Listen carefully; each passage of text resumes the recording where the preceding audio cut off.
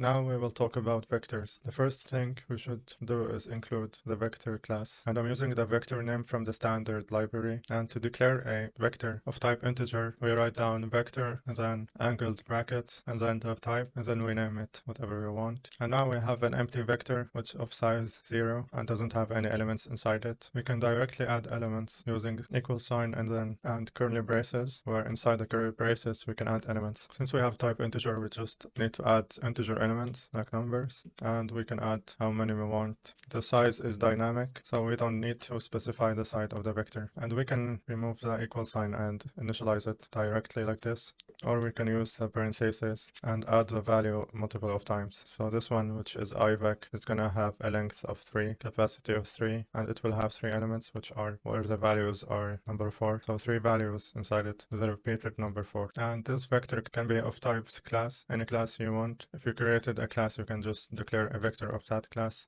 And it can be two-dimensional, so we can have a vector of vectors of type string. And the way we initialize it, we just add another brackets inside the outer brackets. And then we can add the strings inside it. We can add more string if we want. And we can have a vector that copies the value inside ivec, inside another vector. And as you can see in the debugger, it's exactly the same as ivec. Or we can use the equal sign to copy the elements of another vector. Or we can declare a vector with 3 values inside it, which are defaulted to 0 in this case because it's an integer.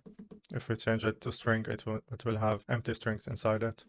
Or you can use that parenthesis to initialize it to 3 values, which are AA, as you can see here.